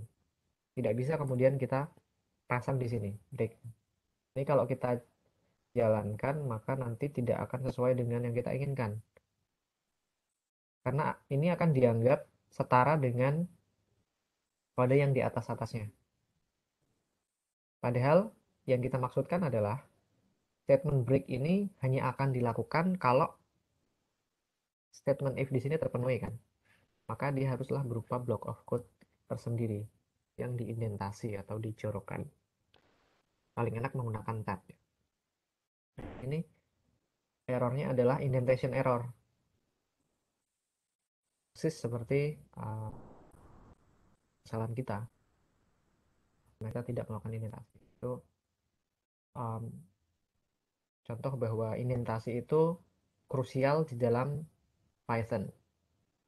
Mungkin di dalam bahasa pemrograman yang lain indentasi itu tidak terlalu berpengaruh ya, tetapi dalam Python indentasi itu sangat sangat berpengaruh dalam jalannya program.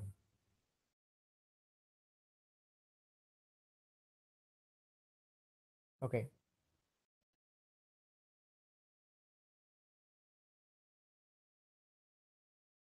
Nah, sampai di sini mungkin ada pertanyaan.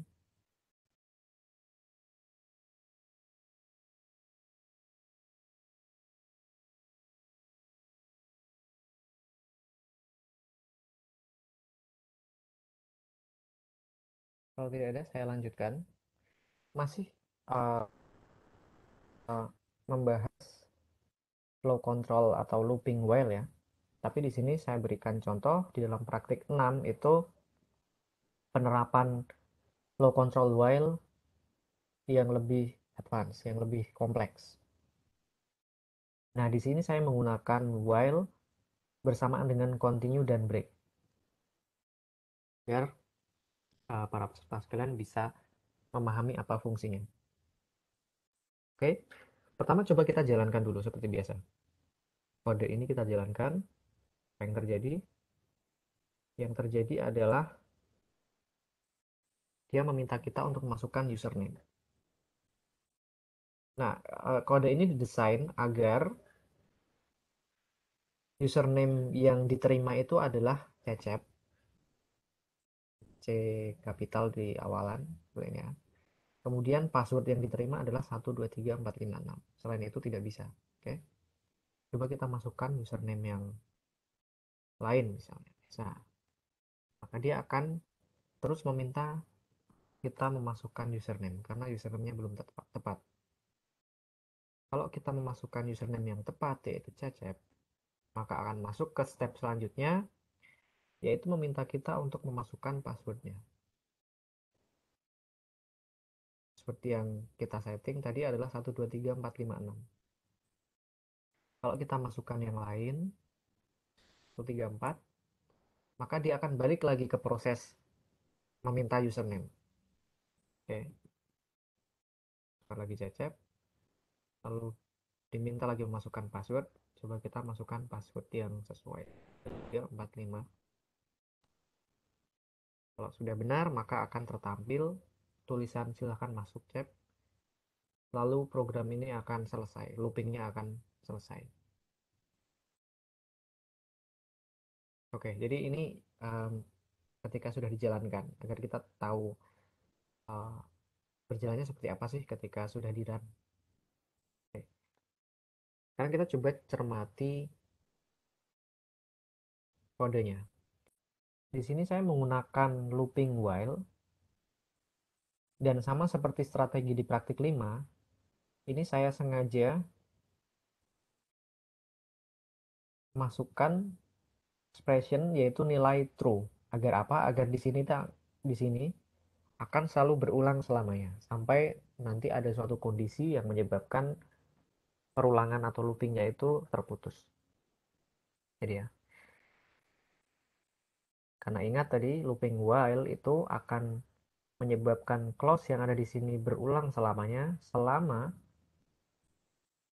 statement yang ada di sini itu bernilai true. Nah, kalau kita masukkan nilai true ya tentu saja dia akan berulang selamanya. Oke.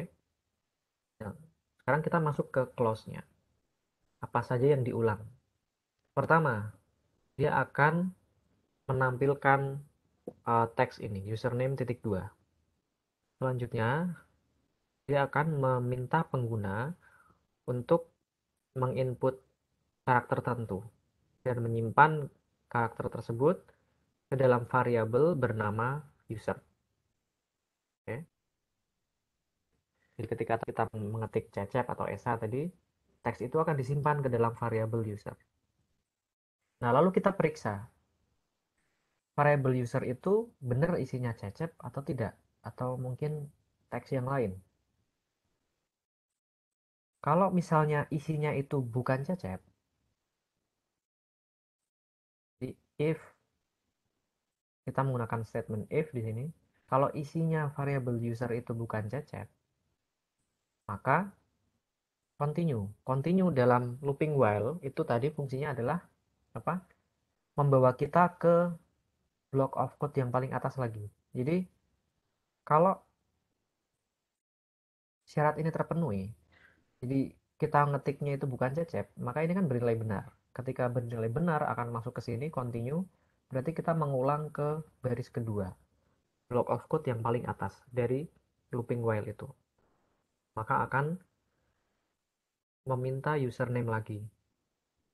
Lalu menjalankan ini, begitu seterusnya sampai kita memasukkan username yang benar yaitu cecep. Oke. Nah, ketika kita memasukkan username cecep, maka di sini kan cecep tidak sama dengan cecep. Jadi kan salah. Karena salah, maka ini akan di skip ke sini. Jadi block of code counting ini tidak akan dijalankan. Ya, saya ulangi. Ketika usernya ini isinya cecep, persis seperti yang kita harapkan, maka expression ini akan bernilai false. Karena false, maka block of code yang ini tidak akan dijalankan, dan alih-alih akan lanjut ke bagian berikutnya, yaitu baris 6. Di baris 6, kita tampilkan tulisan, halo cep, masukkan passwordmu. Oke. Nah, kemudian kita tampilkan from input agar pengguna itu memasukkan teks lagi, yaitu password. Nah, teks ini kita simpan tentu saja dalam variabel bernama password. Nah, nama variabel ini bebas ya. Ini di sini saya contohkan menggunakan user dan password. Ini bisa juga misalnya password seperti itu. Yang penting konsisten. Oke, jadi kita minta pengguna memasukkan password lalu disimpan di dalam variabel password, lalu kita evaluasi lagi. Kita cek lagi menggunakan statement if apakah passwordnya itu 123456. Oke. Kalau ini bernilai false, berarti kan break ini tidak dijalankan. Artinya adalah karena ini baris terakhir dari looping block of code looping utama kita, maka dia akan berulang lagi dari atas. Jadi ketika passwordnya itu salah, akan berulang lagi dari atas ini. Oke. Tetapi ketika benar, ketika apa yang kita input itu persis seperti ini 1234456, maka ini akan bernilai true expression ini, sehingga block of code ini akan dijalankan, yaitu break. Nah, statement break itu mengeluarkan kita dari looping ini. Oleh karena itu kalau break berarti masuk ke baris selanjutnya, yaitu baris 10. Dan kemudian program akan berhenti karena sudah sampai ke bagian paling akhir. Oke.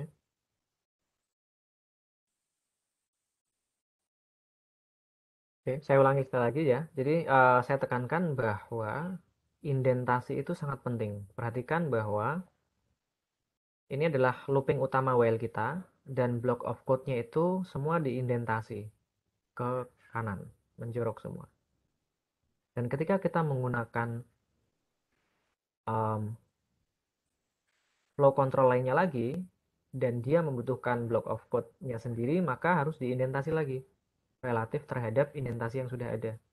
Jadi ini sudah menjorok ke sini, kemudian menjorok lagi karena dia merupakan um, block of code dari flow control yang berdiri sendiri. Dia harus dijorokkan lagi.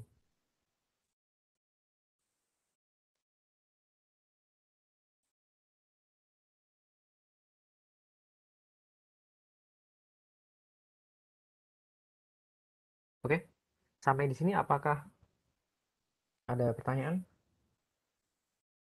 Silakan.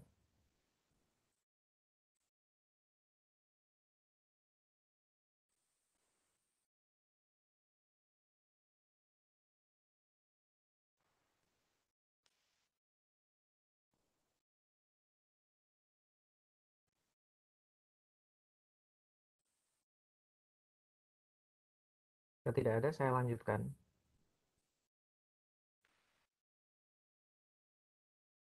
ke flow control terakhir yang akan kita pelajari hari ini, yaitu for. Oke, kalau if tadi itu kita ingat lagi adalah flow control yang um, memungkinkan kita untuk melakukan sesuatu jika kondisi yang di atas itu terpenuhi. Kalau while itu melakukan sesuatu berulang-ulang selama conditionnya yang di atas terpenuhi atau bernilai true. Jadi kuncinya di sini adalah berulang selamanya sampai kondisinya bernilai true begitu ya. Nah, selama kondisi bernilai true. Nah, kalau for itu dia juga akan mengulang atau looping, tetapi pengulangannya itu hanya sebanyak rentang nilai yang telah kita spesifikasikan sebelumnya. Beda ya. Jadi kalau for ini kita sudah spesifikasi berapa kali dia akan berulang. Kalau while itu berulang selama kondisi tertentu terpenuhi.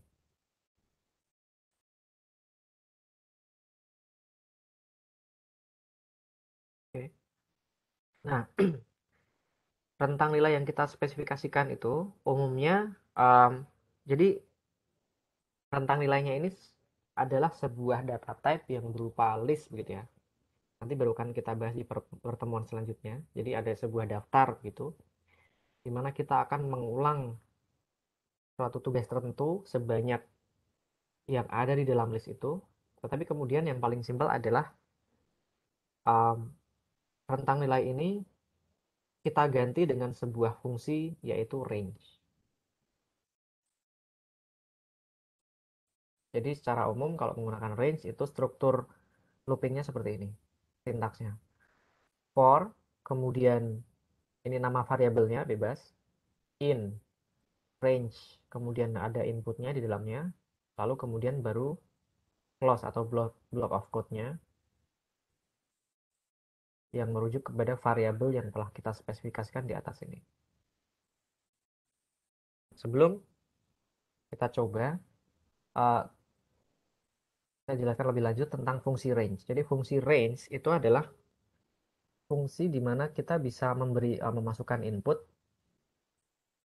berupa batas bawah dan batas atas dari suatu um, deret, lalu kemudian Python akan memberikan output berupa deret tersebut. Jadi misalnya, um, secara paling minimal, range ini diisi dengan angka yang merupakan nilai akhirnya. Oke, yaitu misalnya di sini yang paling atas range kita isi dalam kurung 3. Nah, tapi perlu diingat bahwa nilai akhirnya itu adalah eksklusif dari daftar yang kita inginkan. Jadi, kalau kita masukkan 3 sebagai batas akhir, maka dia akan stop sampai 2. Dan secara default, deret angkanya itu akan dimulai dari 0. Oke, jadi kalau kita input fungsi range ini dengan 3, keluarnya adalah 0, 1, 2. Karena yang batas akhir atau um, stoppingnya ini eksklusif dari angka terakhir yang ingin kita hasilkan. Kalau kita ingin menghasilkan 0, 1, 2, 3, berarti range apa namanya stopping di sini kita isi 4. Secara default dia dimulai dari 0. Jadi ini identik dengan misalnya kita memasukkan inputnya ke dalam fungsi range itu 0,3. 0 di sini itu adalah starting point-nya. Dan dia sifatnya inklusif, artinya dia juga akan ditampilkan dalam deretnya 0. Lalu di sini yang kedua itu adalah topping value-nya atau nilai terakhirnya, eksklusif. Artinya um, yang akan ditampilkan adalah n-1-nya. Makanya kalau kita input 0,3, keluarnya adalah 0, 1, 2. Kalau kita inputnya 1,3, maka keluarnya adalah dari starting point-nya 1, kemudian 2, kemudian karena 3 ini adalah stopping point-nya, maka 3 tidak akan ditampilkan. Ya, ini mungkin uh, bagi sebagian orang akan terasa agak rumit, cuma nanti ada sebabnya memang. Kenapa range itu berhentinya bukan di nilai terakhir, tapi nilai terakhir plus satunya. Kemudian juga kenapa secara default uh, Python itu mengawali deret itu dengan 0, bukan dengan 1. Karena pada beberapa bahasa pemrograman lain, itu deret itu diawali dengan 1. Misalnya di R itu dimulai dengan 1. Istilahnya itu um, indexingnya menggunakan awalan 1 atau 0. Kalau Python ini menggunakan 0. Nah, kemudian um, cara terakhir menggunakan fungsi range ini adalah selain menggunakan starting point dan stopping point-nya, kita juga bisa menspesifikasi intervalnya. Jadi kita bisa memasukkan 3 angka sebagai input fungsi ini.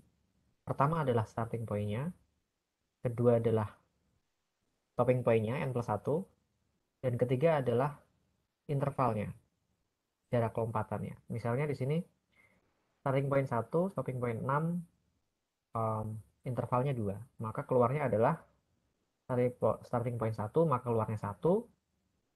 Karena intervalnya 2, maka selanjutnya adalah ditambah 2 yaitu 3, ditambah 2 lagi yaitu 5, dan stopping point-nya di 6, berarti dia akan stop sampai di sini. Nah, kita juga bisa membuat deret yang sifatnya menurun ya.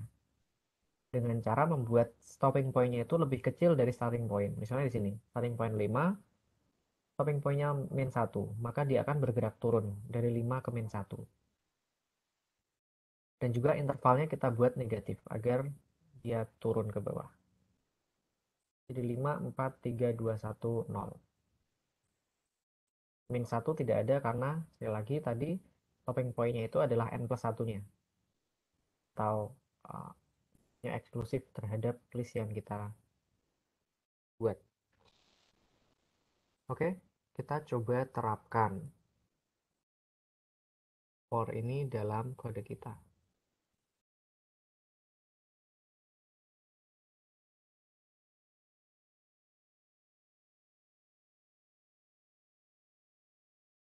Sebelum ke sini kita coba menggunakan looping itu di interactive shell. Kita coba. Misalnya saja,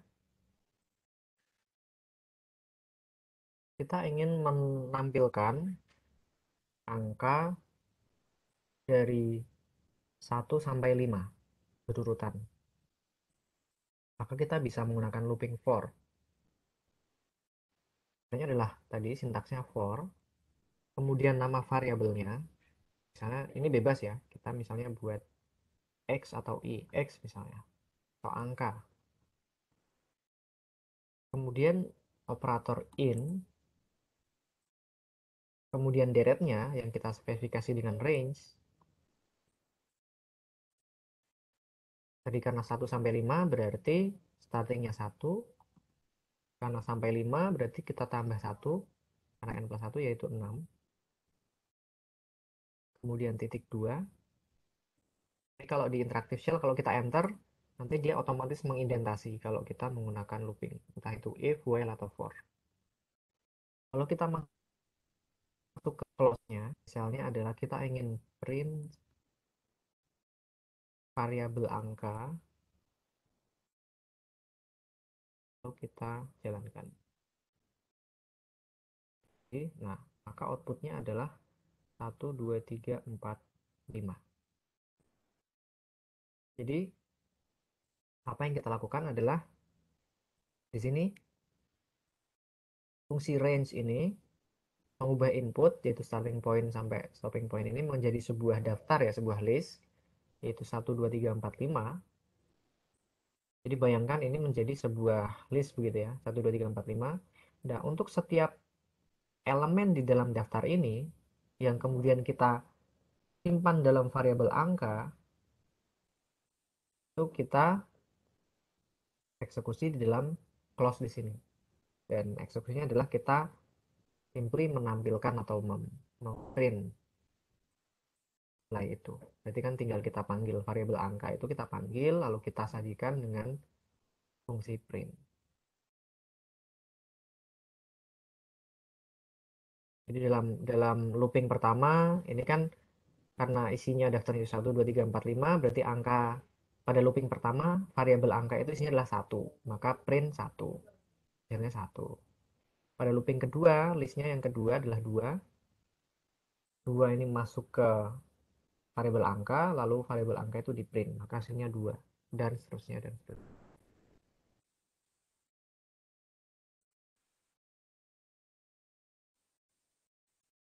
Nah, ini kan variabelnya ini kita pakai ya, kita panggil di dalam clause-nya. Bisa juga tidak kita panggil. Jadi misalnya nih, contohnya yang ada di script-nya ini, kita bisa buat misalnya for i in range 1 sampai 5 ya, berarti 1, itu kita mencetak atau menampilkan sesuatu yang lain, misalnya teks halo. Jadi looping ini um, diulang sebanyak yang ada di dalam list ini, yaitu 1, 2, 3, 4, 5. Tetapi yang ditampilkan angkanya, tapi tulisan halo. Kalau kita jalankan, maka dia akan menampilkan halo sebanyak 5 kali. Seperti itu.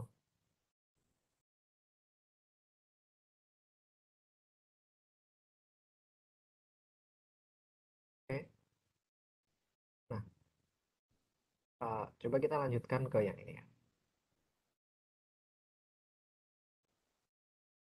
Ini juga sebuah contoh sederhana begitu. Di baris 4 ini saya meminta Python untuk menampilkan tulisan ini, pertanyaan memakan berapa.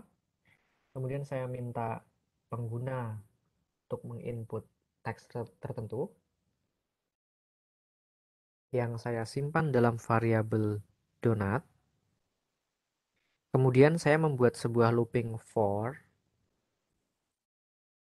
dan saya supply dengan list menggunakan fungsi range yang isinya itu bergantung pada apa yang pengguna input tadi. Oke. Jadi saya ingin menampilkan tulisan donat itu sebanyak angka yang dimasukkan oleh pengguna. Nah, coba kita jalankan dulu biar nggak bingung. Mau makan donat berapa? 2. Kalau kita run maka akan muncul donat 1 dan donat 2. Kalau 5 ya berarti akan muncul 5 kali.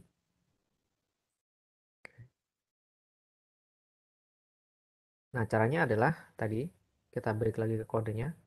Di sini inputnya kita simpan dalam variabel donat. Lalu variabel donat ini kita gunakan untuk mensuplai input dalam fungsi range ini ya. Nah, tadi fungsi range itu bisa kita supply dengan starting point sampai stopping pointnya. Dan stopping point itu adalah n+1 dari list yang akan dikeluarkan. Berarti kalau pengguna menginput 5, maka stopping point di sini nilainya haruslah 6, yaitu 5 plus 1. Kemudian karena donat ini adalah isinya variabel string atau teks, kita ubah dulu donat ini menjadi variabel integer atau bilangan bulat menggunakan sini kita mengubah nilai dari apa yang ada di dalam variabel donat itu ke dalam sebuah bilangan bulat, lalu kita tambah 1 dan itu kita gunakan untuk mensupply fungsi ini range sebagai stopping pointnya dan diawali dengan K1 ya. Oke. Kemudian di situ kita tampilkan, kita print variabel teks yaitu donat spasi kemudian angkanya tadi. Jadi kan kita ingin menampilkan ini donat keberapa, maka list yang ada di dalam sini tadi yang hasil dari fungsi range itu kan dia masing-masing akan disimpan dalam variabel i dan di situ kita akan tampilkan, tetapi kemudian pertama kita ubah dulu menjadi string atau teks, baru kita gabungkan dengan teks donat spasi. Kita coba jalankan sekali lagi. Jadi di sini ditanyakan donat berapa, kemudian di sini kita perlu masukkan input, misalnya saja 4. Nah, 4 ini nanti akan disimpan dalam variabel donat. Lalu kita akan masuk ke looping for, di mana donat itu akan diubah menjadi bilangan eh, bilangan bulat, lalu ditambah 1 karena kalau fungsi range itu stopping pointnya n+1, lalu kemudian kita gunakan itu sebagai stopping point ya dalam dalam fungsi range. Kita awali dengan 1, maka ini akan menjadi sebuah list yang isinya adalah 1 sampai 4. Kalau kita inputnya 4, 1, 2, 3, 4, dan masing-masing anggota list itu akan disimpan dalam variabel i. Lalu close ini akan diulang sebanyak list itu, yaitu 4 kali. Kalau yang pertama berarti i-nya ini kan 1, 1 diubah menjadi string, lalu digabungkan dengan teks donat. Maka keluarnya adalah donat 1. Begitu juga untuk yang kedua, 3, dan 4. Oke,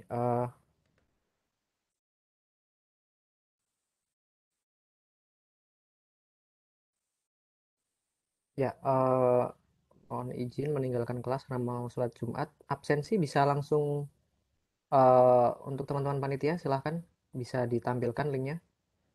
karena mungkin di beberapa tempat sholat Jumatnya sudah akan mulai ya, agar peserta bisa. Ini juga kebetulan materinya sudah selesai, dan terakhir saya akan sampaikan tugasnya untuk pertemuan kali ini. Silakan teman-teman panitia disampaikan link absensinya di kolom chat. Ini tugas untuk pertemuan kali ini.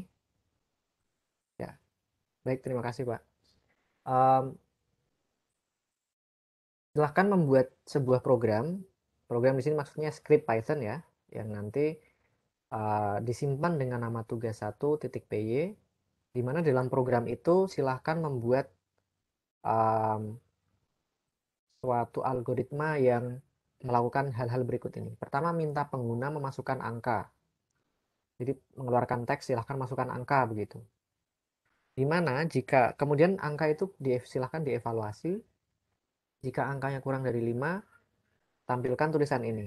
Di mananya antara 5 sampai 9, tuliskan uh, apa namanya? Tampilkan tulisan ini dan seterusnya. Ini mirip seperti yang tadi ya, yang umur Ani tadi. Itu tugas pertama. Tugas yang kedua, silahkan modifikasi praktik 6. Praktik 6 ini ya. Apa yang perlu dimodifikasi? Ini dia. Jadi tambahkan kode yang melakukan algoritma berikut. Jika si Cecep itu salah memasukkan password, tampilkan tulisan password salah. Kalau tadi kan belum ada, jadi langsung melanjutkan ke. Ya, agak putus-putus ya. Oke. Saya kira tugasnya sudah tertampil di sini ya. Saya hanya membacakan. Jadi silahkan nanti tugas pertama ini perintahnya, tugas kedua adalah memodifikasi praktik 6. Jadi silahkan dimodifikasi dengan dua hal berikut ini. Pertama, jika si tadi kan ini username-nya Cecep, passwordnya 1234566. Nah, kalau si Cecep itu salah memasukkan password, silahkan buat kode agar nanti menampilkan tulisan password salah. Kalau misalnya passwordnya salah. Kemudian juga yang kedua, setelah si Cecep berhasil masuk, buatlah program sekreatif Anda uh, untuk dimainkan Cecep menggunakan fitur-fitur Python yang telah dipelajari hari ini. Bebas, jadi silahkan buat sekreatif Anda dan tambahkan di baris-baris yang bagian bawah ini. Jadi setelah Cecep berhasil masuk, tadi berhasil login, silahkan buat buah permainan atau apapun yang bisa dimainkan Cecep. Nah, tugas ini silahkan di scriptnya itu, yang tugas 1 tadi dan modifikasi tugas 6, dikirim ke email berikut dengan subjek berikut, maksimal besok pukul 23.59.